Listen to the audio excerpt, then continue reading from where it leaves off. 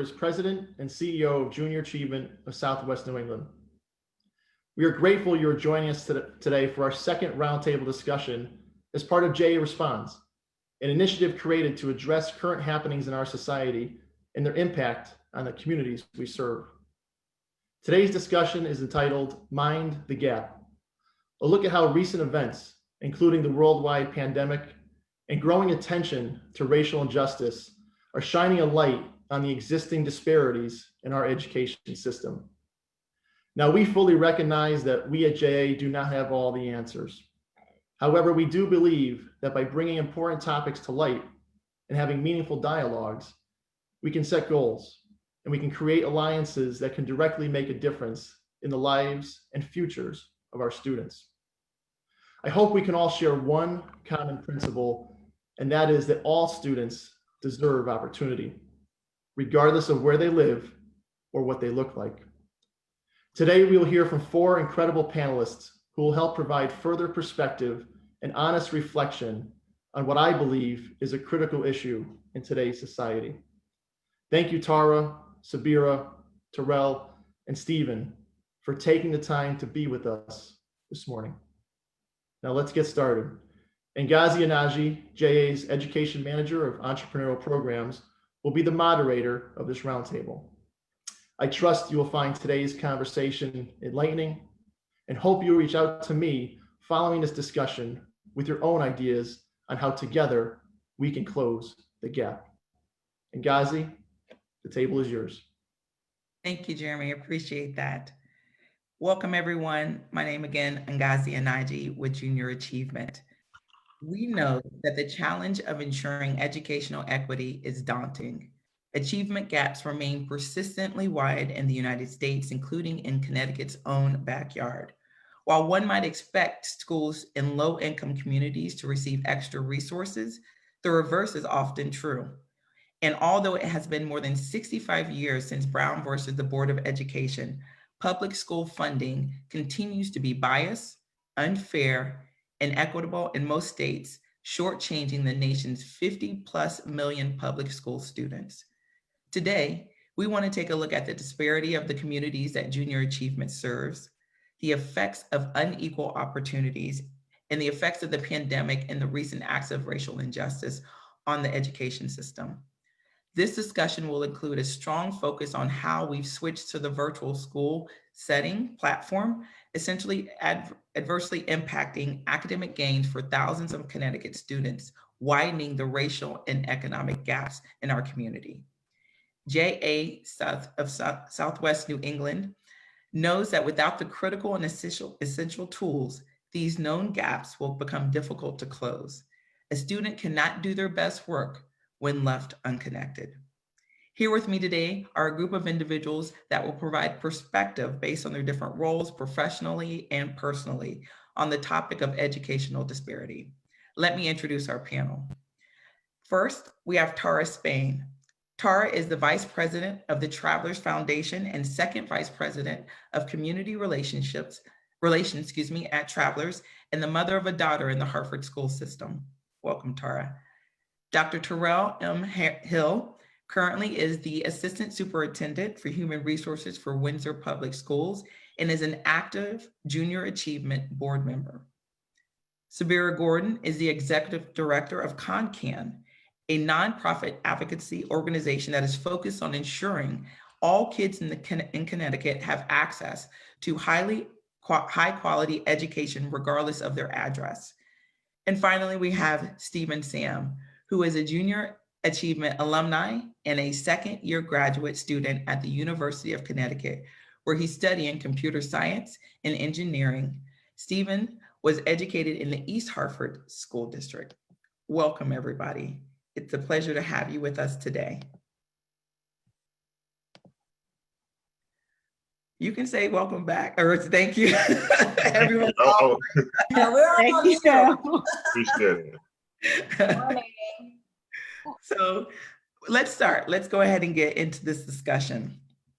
In our first JA Responds panel discussion, there are a number of points highlighted as we discuss the impact that COVID-19 has had on our education system.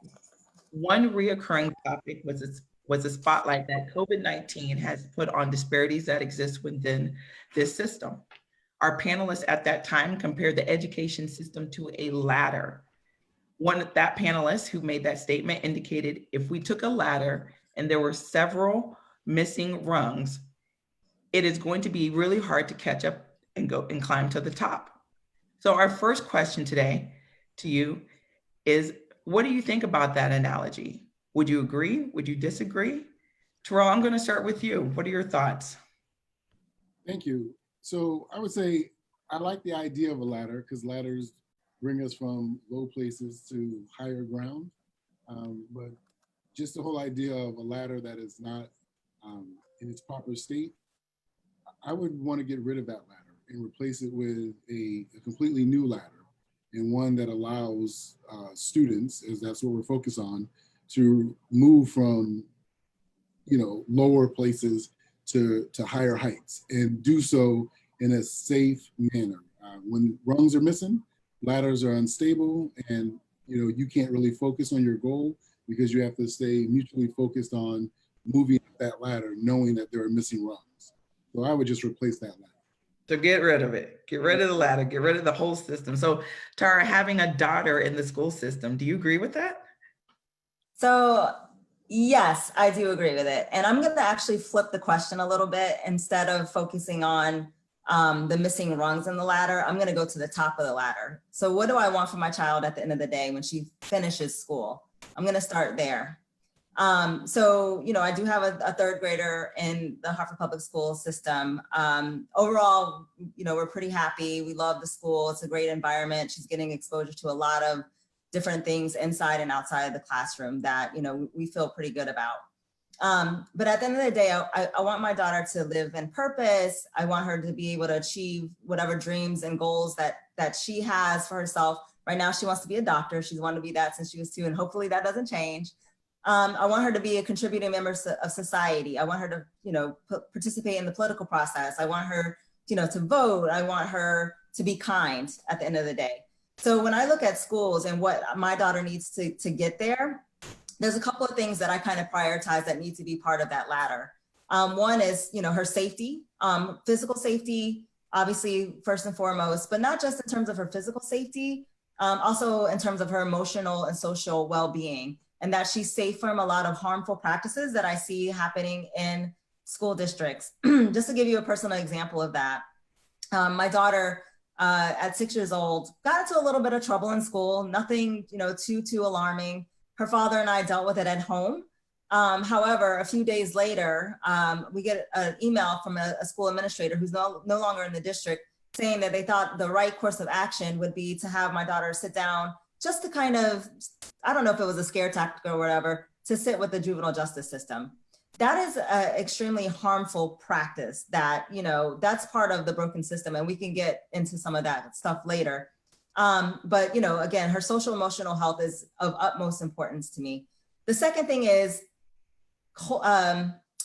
academic rigor and making sure that she's able to achieve academically and navigate, the academics in a way that we see in some of our suburban school districts.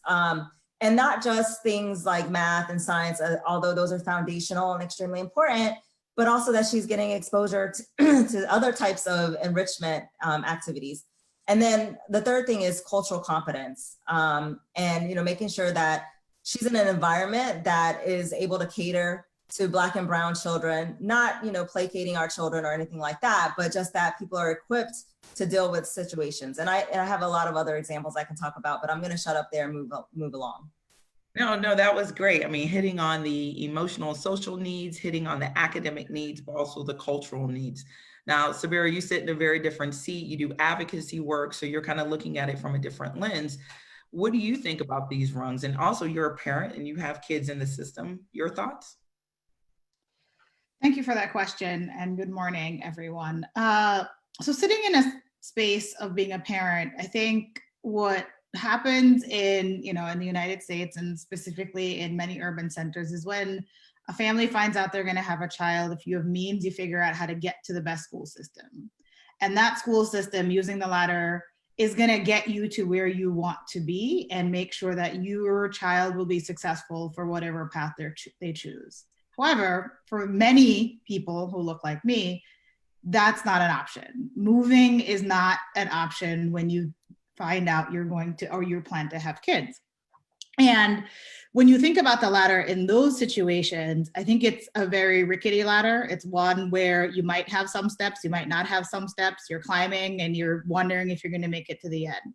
Too many students in our urban centers are not able to use that ladder as a means to success. There are some bright spots, and the language that's used, if you're able to go through the lottery system and get into a charter school or a magnet school, you will have a much greater, you will probably more likely be successful. However, that is not what I see as excellence for education for all of our kids. Every single child, it doesn't matter where you were born or what your zip code is, should have access to a high quality education. So I see it as we have two ladders. There's one that leads to success, and then there's one that's a maybe you will end up getting to the top. You might fall through somewhere along the way. I think Tara gave that story about, bringing the juvenile justice system in with her young child. That happens to so many families. And so many families end up, if you look at how discipline is disproportionately administered, students of color are disproportionately impacted by all of the subjective systems that you have out there, suspensions, expulsions. No matter what it is, you are more likely to get into trouble if you are a child of color, which is what we use to decide where we ended up sending our son. I kept saying, I'm like, he's a Black boy. We can't take any chances. I don't want anyone to be intimidated by a Black boy as he's going through the education system. So I think what we just have to think about, what does that ladder look like and what is the process? Are we going to fix some of the steps, or are we going to create an escalator that helps those students who might need a little bit of a push because of certain systemic differences that have not made them able to be successful, and help them get to the top without having to think about putting one foot in front of the other as they climb to excellence? So interestingly enough, even yesterday, you mentioned the fact that, the ladder wasn't made necessarily for brown and Black students. So are you suggesting that the escalator, in certain situations becomes the better way to getting to the top to success for potentially those underrepresented or underserved students? Yeah, I think we need something that's going to help them and help push. If you look at, there was just a report that came out today that talks about funding for Black and brown kids in Connecticut, right? So if everyone else has a ladder, they need an escalator that makes sure that they have all the supports that they need, because I think one of the things that's really important that we can't forget, the traditional public school system in America was not made for Black and brown kids. It was made for white students, and we've continually tried to fit Black and brown kids into that box. So we really need to think about, how are we going to give them the supports that they need so they can be successful? And that includes curriculum. It includes making sure that you have teachers and administrators that look like them. It includes making sure you're reading books that represent people that you want to be like and look like at the end of the day. So all the supports are there, and we're not telling them stories of the exceptional Black person who did this thing, who makes sure that tells them that they can also do that. It's about embracing their culture and their heritage so they can feel proud as they're going through the school system and say, I know that this is going to prepare me for success one day. So we have a ladder and an escalator. Nice. All right, Stephen. So your perspective is really kind of going to be interesting to hear, because you're a product of this school system, this ladder that has missing rungs. I mean, what are your thoughts? Do you think we should, fix what we have, or totally annihilate? I can't speak this morning. Eliminate. Eliminate. Let's just keep it real. I think we need to be cognizant of the fact that there are very, very, very strong educational systems in Connecticut. And rather than trying to kind of fix all the holes of a leaking faucet, maybe it's time to replace that faucet. I think, especially consider how much money can be poured into education just to fix small things rather than overhaul the entire system. That goes to lost money, and people point to the fix that they're trying to create as not solving the problem as the reasons why they should invest in it entirely. I think if you give people the opportunity to misuse or abuse the way they're trying to fix education rather than overhaul it, we have this misconception that maybe these kids can't be educated, or these kids aren't smart enough, or maybe it's the parents' fault. You notice very quickly when you go to different towns, especially in the metropolitan area of Hartford, that kids aren't receiving the same education. There's no equity there. Especially when you get to college, you see the difference of education coming in to do intro classes, taking specialized majors. There's this very, very, very superior advantage. And you can, add a few rungs. You could duct tape one of the rungs to the ladder. You can, jump really high and skip a few steps, but that shouldn't be a requirement for students in order to excel. And that's the most important thing. I think you would take away the whole ladder, replace it with a new ladder, and not even just the exact new ladder. You want equity, not necessarily equality. So if students need to be serviced more in those communities, provide them what they need to be serviced for. So their ladder might be a little bit stronger. So I was going to make that statement. We're talking about equity versus equality. So thank you for bringing that to light.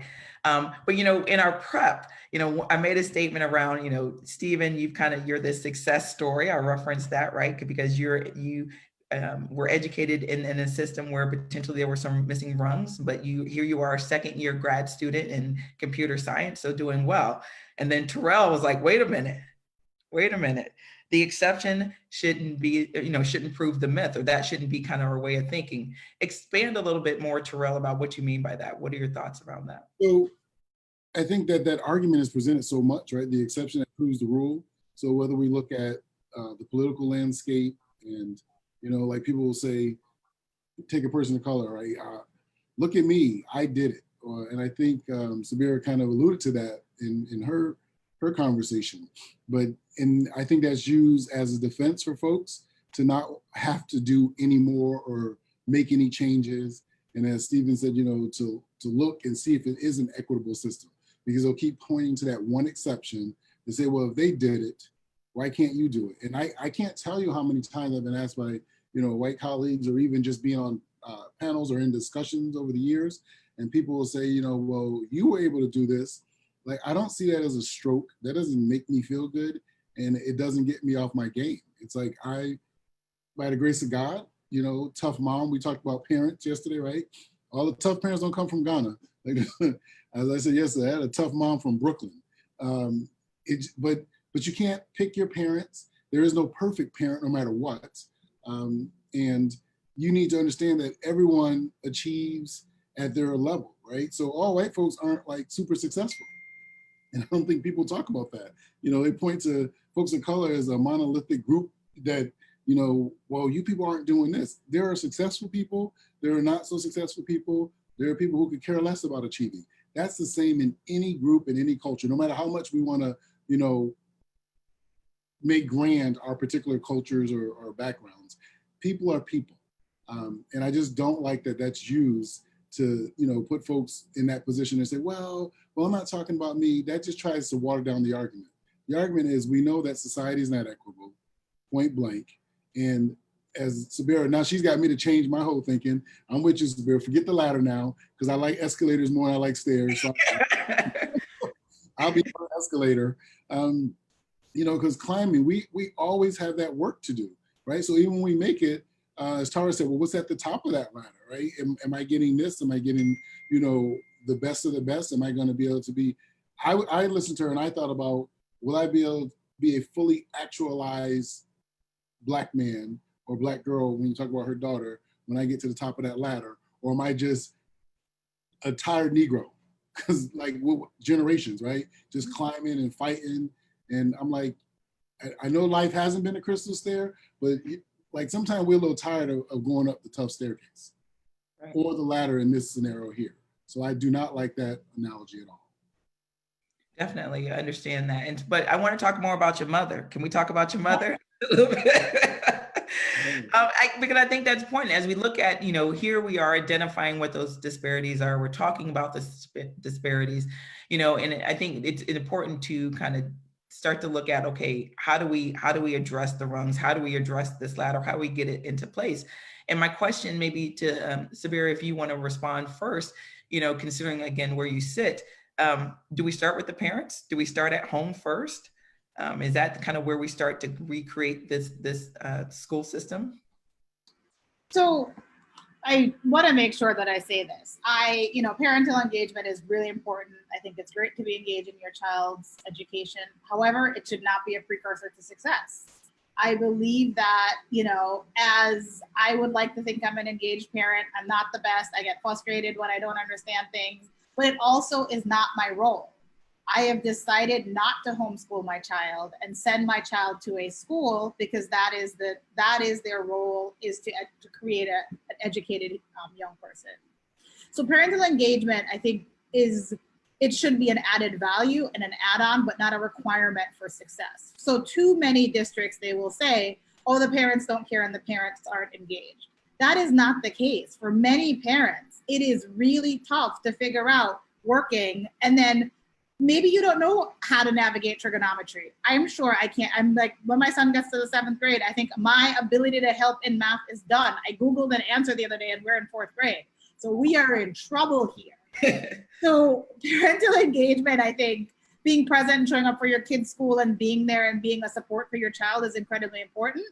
However, that school has a responsibility. Our Constitution says you should get a free education. And I think we should challenge that and say it should be a high quality education, not just an education, because we've failed on that promise so many times.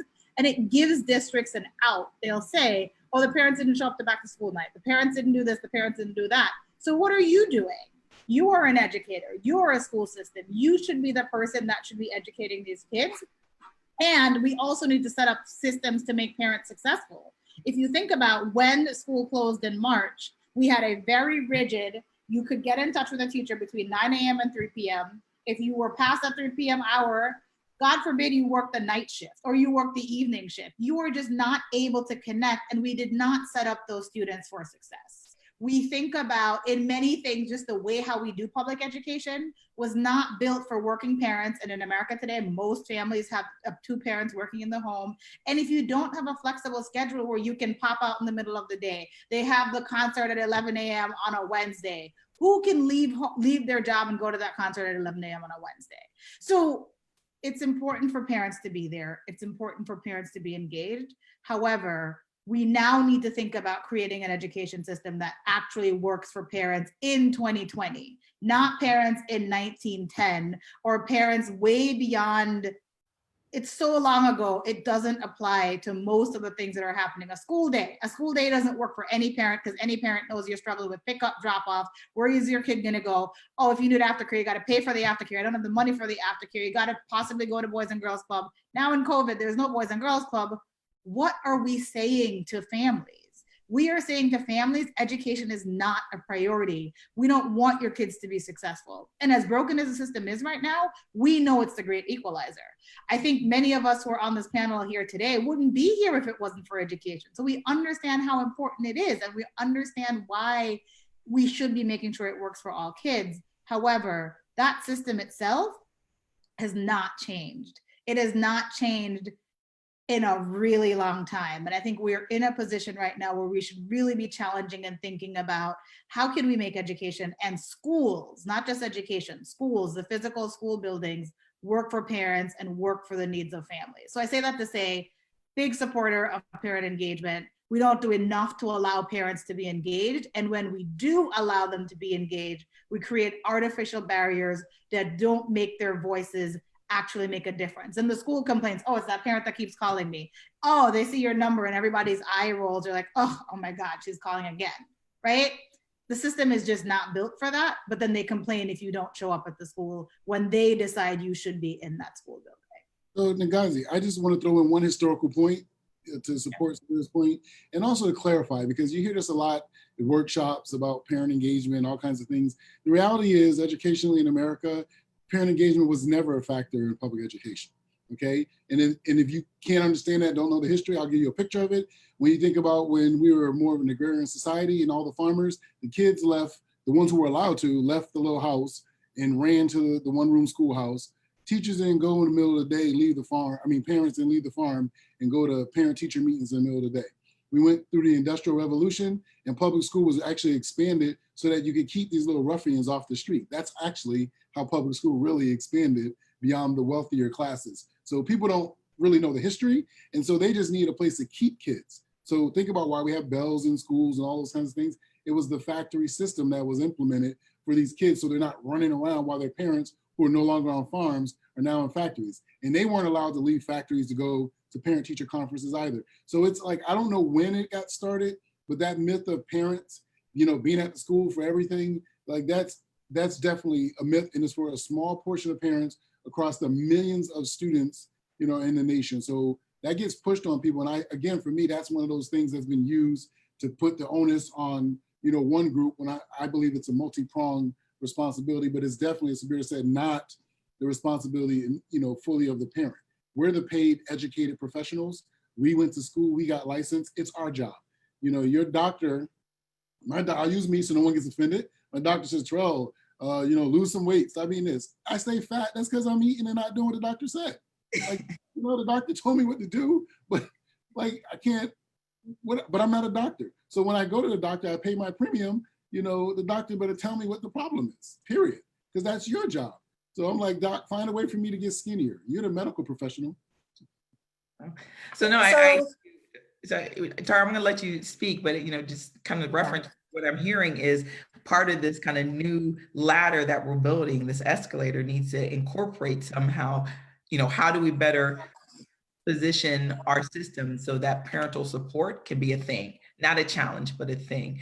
And so Tara, I want you to kind of talk, I know you have some personal experiences, but then also Stephen, because you mentioned your own two parents and kind of the challenges that they had as you're going through your education. So Tara first.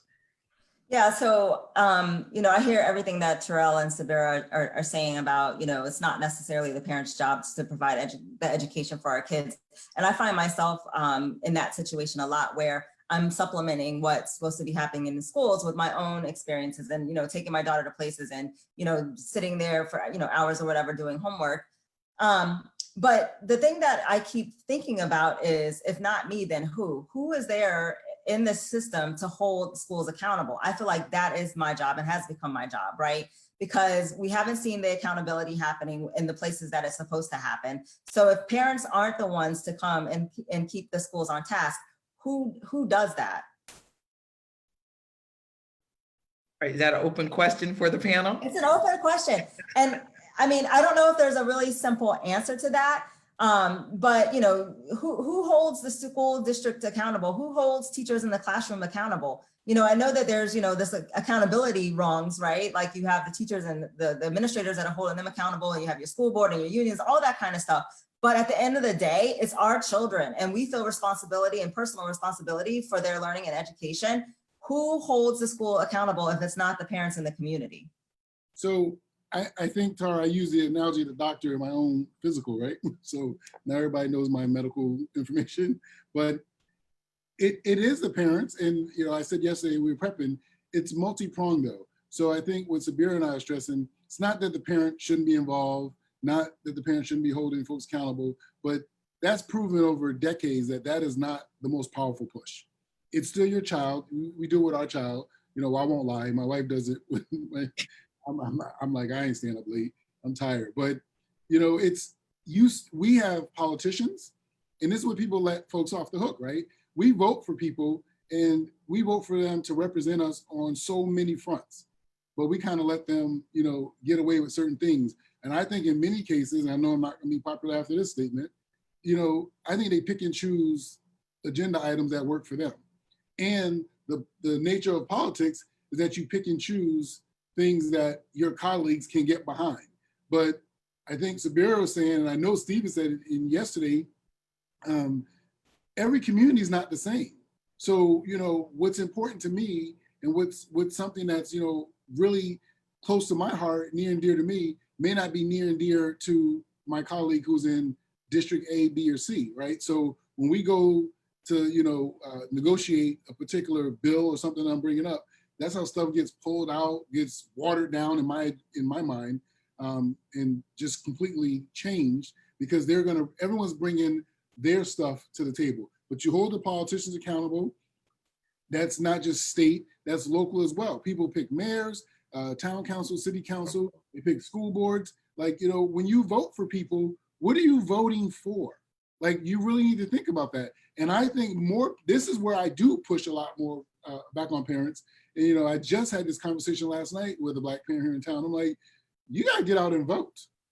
Look at the school board. If you're not happy with what's happening on that school board, then you need to get out and vote. I know if I put together a cookout or a white party, I could get a few hundred people to show up immediately. So I need that same kind of energy to be at the polls, and not just for national elections, but the local ones, right? So you're holding the local politicians accountable. You're hoping your local commissions, all the people in your community that are working, they're accountable, because these students live in this community. You're the taxpayer in that community. We need to have everyone working toward the same goal. That's why I said it's multi-pronged. I just don't want it put on the parent, but it's everyone that holds folks accountable. But what we do is we make parents have to be the ones speaking up, and we glorify, the little movies and documentaries with the one mom who's persevered for 2 years and finally got new desk in the classroom, right? That's a cool movie, but the reality is that's not how things really get done on a systemic level. And on a systemic level, you need everyone involved. And when people don't do what you need, we have to start getting to the point where we vote them out. You were of no use to me. So I need someone who's going to represent me, or you step up and you go for yourself and do it yourself.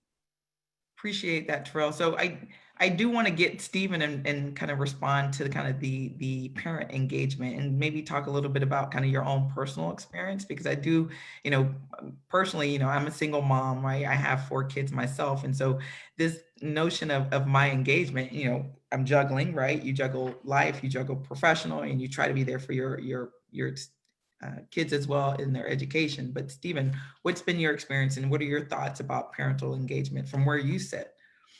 I mean, there's like 2 perspectives, and I think Tara put a point on this. Like when I was home, my dad was very involved. He gets home maybe like 6 or 7 p.m. and we had a whiteboard in my house. I had a whiteboard in my house since I was maybe 4 years old. So my dad will look at my homework, check my homework. If he finds a mistake, we're doing problems on the board, right? And that was just his mentality of, I'm going to make sure my son is smart. No one's going to tell my son he's not a smart kid, because I know he's smart. And so he was very involved when we were at home and doing work and reading and that type of stuff. But my parents never really engaged with the schools, outside of maybe parent-teacher conference. My parents would have to take a day off to, join those type of things. Or if they wanted to go to a PTO meeting, maybe they'll go one time every few years. But it's very difficult for my parents to be involved because they work during school hours, and after school's out, they're still at work. My mom was working second shift, I think, at the time, like 3 to 11. My dad works, he's a postman out in New Britain. So he works almost like 7 to 7, basically. So my parents can't be involved in the school system. You see everybody else's kids having their parents come and do little things, this, that, and the third. And it's fine, okay, but it's a responsibility to, move the scope when necessary. And I think my parents were involved in my education for the point for me to succeed. But if they weren't, would that be their fault? I wouldn't necessarily think so. I would think more so of the school bringing up more resources or having support faculty to come and support me in my educational needs. So my parents were involved. They were very, very, even my mom, who didn't really she did more of the talking than the actual doing the math for me and my dad. She was always making sure I did my homework. And like Tara said, she was talking about the story of her child getting in trouble in school. I got in trouble a lot when I was in elementary school. And so it was a lot of, buckle down and start learning. But you can't always expect parents to be at the school ready to go 6 p.m. PTO meeting. That's a little bit unrealistic. I think there's a question in the chat that we're going to talk about a little bit later. And the last point before I surrender my virtual mic, Dr. Terrell made a very good point about electing local leaders. And I talked about this during the summer at a protest, that it's important not only that we hold our leaders accountable, but if we are looking at a range of leaders and we can't find one that represents us and the values that we have, we must cultivate a leader amongst us and elect them to those positions. If we stay and we just keep settling for minuscule or mediocre leaders, then we're going to get mediocre results. And we don't want that. We want real results. You got Tarek over there clapping, saying amen. So and we do have, and I think if you don't mind, I do want to address this question in the chat, because I think it's important, especially as we look at the impact that COVID has had on the additional resources and support school districts and in our communities have provided the family so that kids can get the education they need. And the question here from Lisa Cowell is indicating that, It takes a village to raise a child. Now, because we realize that parents play such a critical role in a child's education, when parents are struggling in many areas of their life, right? COVID has affected us, through jobs, through, getting, even food and things like that. The whole family has needs. It now takes a village to raise a family. So what are your views on this? How do we, kind of address the fact that now post-COVID, some of those resources are now gone, whether it's free lunches, whether it's after school care. What are your thoughts about, again, going back to the ladder, that these resources are gone? So Tara, you want to take that? And then maybe Sabira, you want to add to that? Well, no, Stephen, you can take it too. Yeah, I want to just jump in real quick because I want to give some pushback on the analogy because I think it's misrepresented. In the context of that analogy, the village is a community. And I don't think it was ever not the community's responsibility to take care of the family. Communities are here to support each other. So it was always the village's responsibility to support the family. I think it's just a higher realization that supporting the family is just not just supporting the kid. We will always support the kid, but in tune to supporting the kid, you must also support the family. And realizing that the family has struggles that will always exist, whether or not we support them is a different story. But realizing that they have these problems shouldn't negate the fact that you need to support the whole family. So I don't think we need to rephrase it of we need to raise the family. We have to support the family. You're still raising the kid while supporting the family. And that's why I think it's important.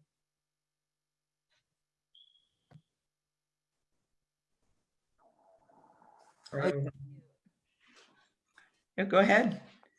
No, I was just saying you're on mute. So I do want to go back to that comment about it takes a village and reflect a little bit on what Terrell was saying about, politicians and so forth. One of the gaps also that I see, just kind of in my own position, working in corporate, working in community relations, and, our job really is to come in and provide additional resources to the schools.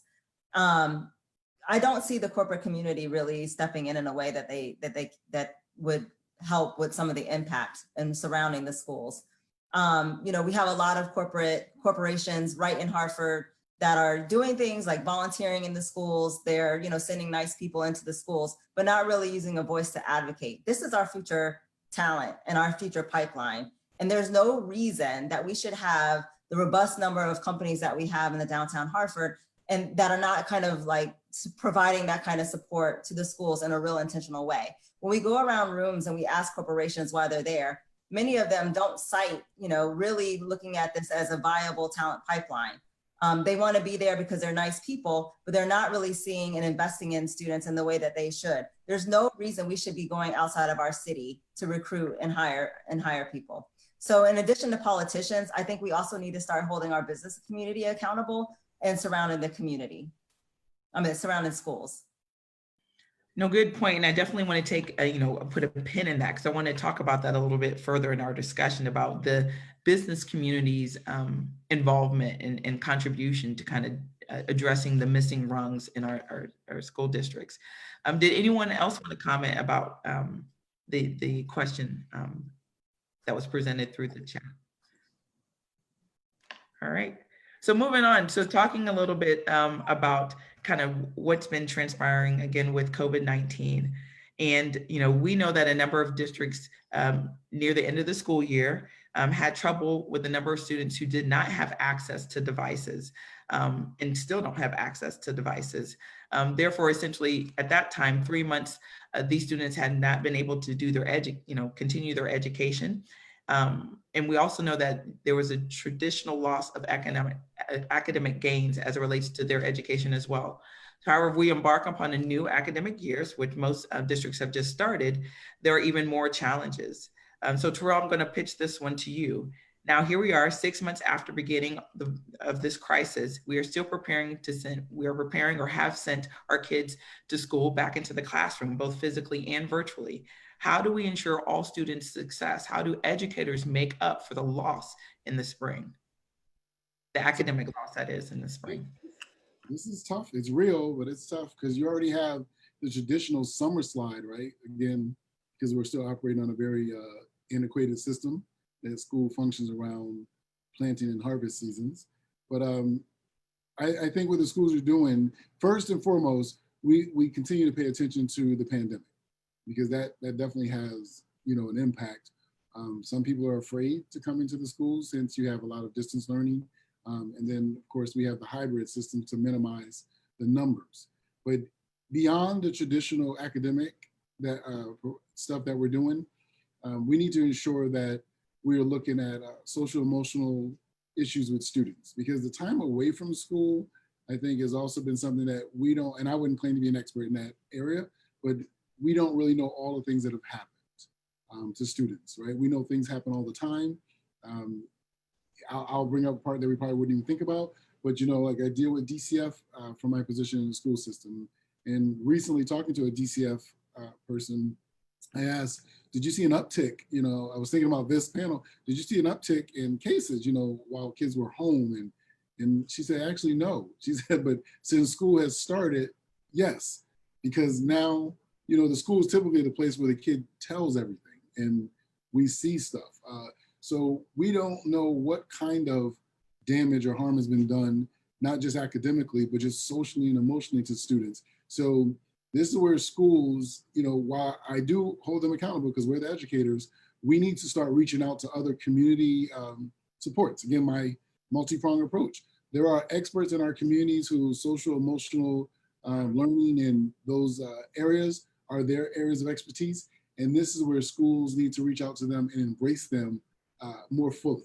And I think of the Harlem's Children's Zone and Jeffrey Kanda's model, where you have the community is connected all the way around. Like I love that, because we act like school is over here and then this is over here. But at this point, we are all being forced to embrace that Harlem Children's Zone model, where we need to pull in all kinds of folks to help support. I'm even a big fan of, utilizing college students. Many of them are home. Like, I'm not saying we have, limitless funding, but, why can't they tutor online at different times? Sabira caught my attention when she talked about the 3 o'clock deadline, right? Heaven forbid you got problems at 3:10, you're stuck to the next day, and so it just started making me think in the moment, like, well, shoot, you got college kids that are home, is there a way we can find some kind of funding to help them? And maybe using Tara's, comments about corporations stepping up and stepping in, I have a great historical relationship with Travelers, like, so I can say nothing. They took care of my school, my students very well. So I will always plug that, sorry. And so did a number of other companies, but I know we had a specific model. So that's a side plug.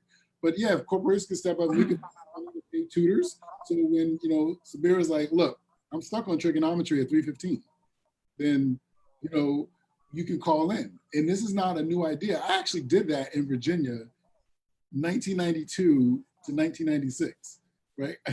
Homework. I actually did that show in Virginia back then, helping kids. They could call in and get help via telephone and see me on the TV screen, help them work out their math problem. So I know we have the technology, particularly looking at these online platforms now, to do that kind of stuff. So thinking in a different way. That's what we're going to think in a different way. We're going to have to utilize more resources. We're going to have to incorporate greater connections across the community, not just as, oh, we have that person who does counseling, but that person who does counseling or those folks are actually part of our whole school systems network. And they're there on a daily basis, working with teachers, counselors, everyone. So it's, the families know it's all intermingled. I hope I said that was understandable.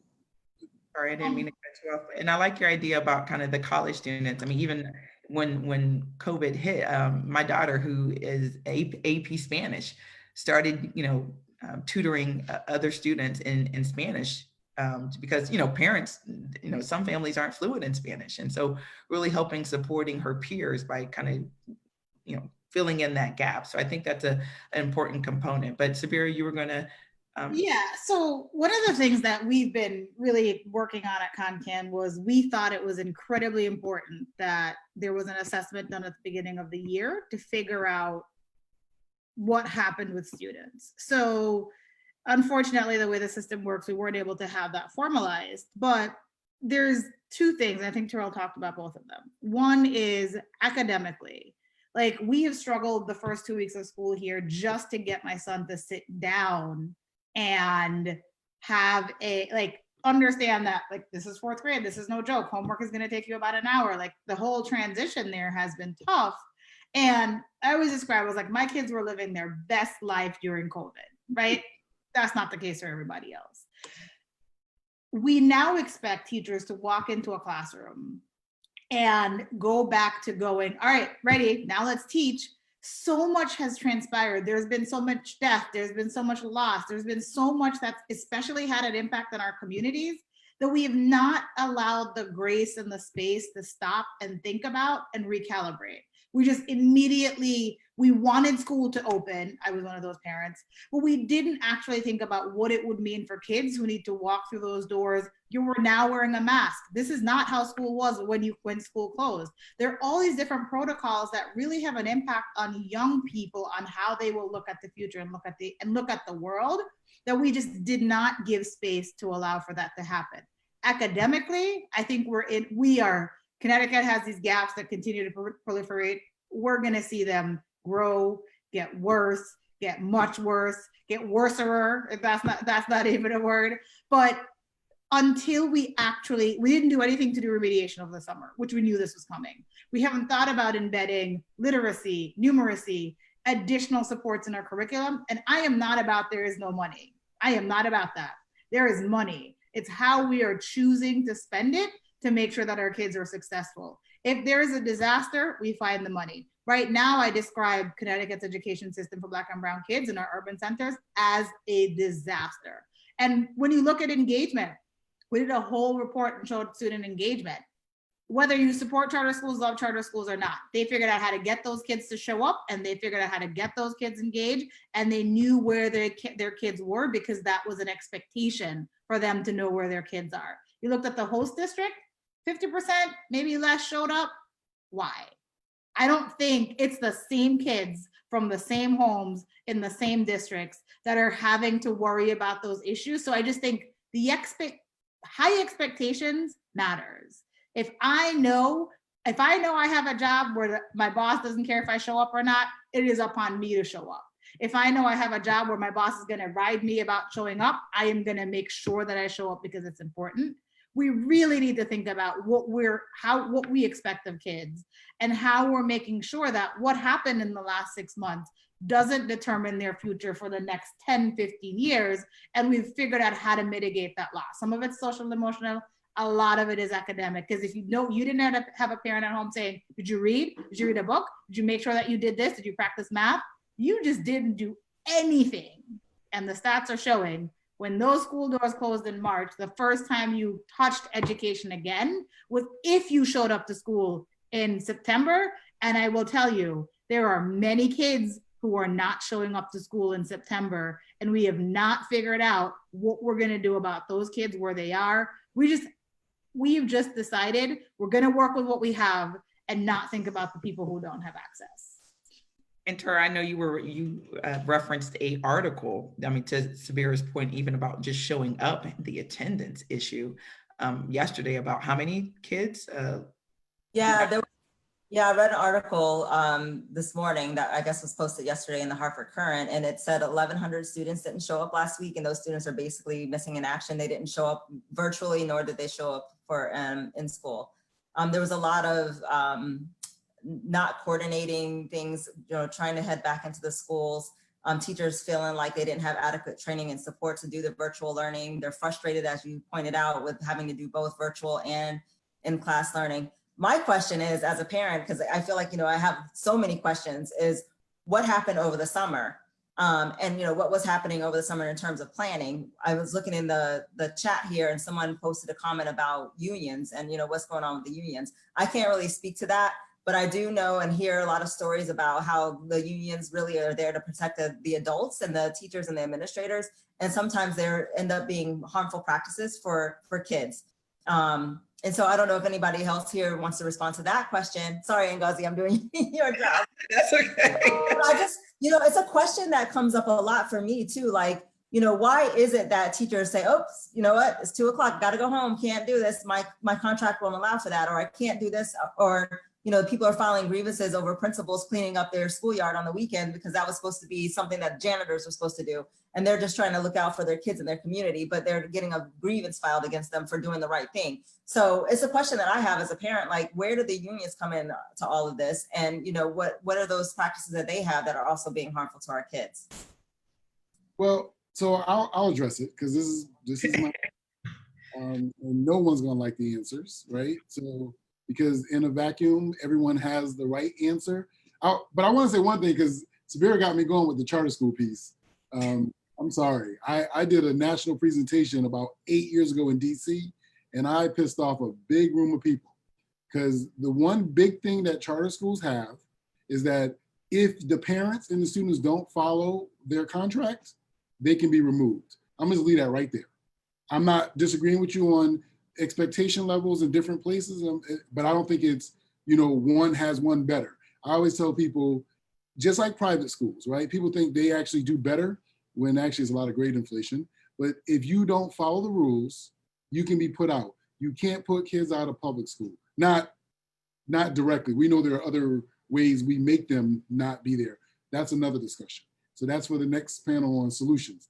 But as far as unions, right? So people have to understand that you have unions, they all have negotiated contracts. And so it'll be no different than your DPW people, right? Like I always complain, why the hell do they always have to fix the streets like at 10 in the morning? Why they can't do it at night like down south when nobody's moving around, right? And why does it take 10 of them? One hold a flag here, another one hold a flag there, and the other two stand looking at the two holding the flag, and then one's digging and one sitting on a truck because he just finished digging, right? I'm not trying to piss off anybody because I got friends and family that do all that work, but I'm just like, there are contracts. And people don't really know about this stuff, again, because I don't think people really read and dig into stuff. They just only respond when something impacts them. So the teachers have contracts, which clearly state their work day, their work year. It doesn't make them bad or anything. That's their contract, right? And so the work day is what it is. The problem is life, as Stephen stressed, right? You're talking about the parents and PTOs and all that. Life does not happen on a contracted school day. It just doesn't. But we still have those contracts. I'm still going to be a fan of, we need to figure out how to do things differently. Like maybe schools need to go to flex schedules. I'm not like the creator of all the new ideas. This stuff is happening in different places in pockets. But right now, Tara, the contracts are what they are. So people, and if you do with the contracts, if someone's doing your work, remember, unions to protect its workers. If someone's doing your work, they're going to file a grievance, because what you're doing is you're potentially creating a situation where that person could lose their job. I don't know if you recall when we were opening High School Link and we were painting, right? We had the volunteers paint and all that. And we had to be really careful around all of that, because like I would be crossing the painters in Hartford's union. But I'm like, you guys got 2 painters in 58 schools and I got open school in a month. But those contracts are negotiated. And when I tell people, you like contracts when it works for you and your job, but everybody has a contract that's in a union for their job. So now when their job doesn't work for you, you got a problem with it. And I'm like, that's why all the facets that we talked about, politicians, corporations, sorry, thank you, parents, community activists, everyone needs to sit down and say, hey, maybe we need to relook at schools. If that's our focus today. Relook at school. How do we do school? Is school supposed to be between 7:30 and 3:30? Is that really what it like, right? I'm a fan of year-round schools. Who said that you can't learn in the summertime? And but people don't understand, why don't we have year-round schools? Why hasn't it taken off in a greater to a greater extent?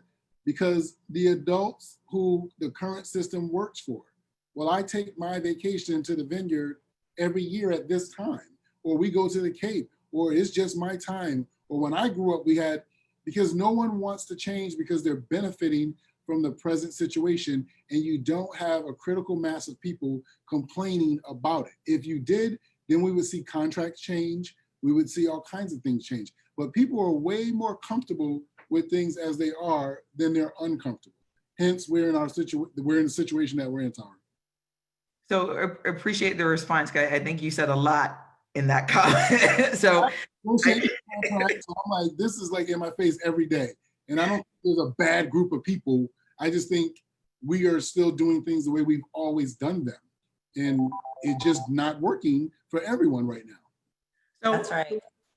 With that being said, and Tara and Stephen, I'm going to give you 30 seconds to give some final words. But to Terrell's point, we need to find what can work, right? We need to start talking about solutions. So with the audience, I just want to make you aware that we will further this discussion because solutions are important. We just don't want to talk about the problem. We also want to talk about the solutions. And so we will have this panel, this wonderful panel back to talk about what solutions, whether it's the business community, whether it's activists, whether it's parents, how can we create a solution that works for all? And so Tara, Stephen, I'm going to let you have the final words. Anything left to say about kind of the disparities and the problems? There's so much left to say. Just to the conversation. I mean, it's a complex issue, right? And we've talked about a lot of the complexities, and it requires a complex solution. So I'm looking forward to the next conversation where we can dig into some of those solutions. And I'm living it right now as a parent. I think a lot of the stuff I didn't really understand until I actually had my own kid going through the system. And so I just want to bring my own thinking and thoughts as a parent to the conversation, but also try to bring in some of my experience in the corporate world to just think about how we can reach some solutions working together. Definitely. All right, close us out, Stephen. What do you have? I don't want to give everybody on the panel or in the attendees homework, but there's actually a pretty good article by Mark Corbett. It's called Hartford and its surrounding towns should merge into one city.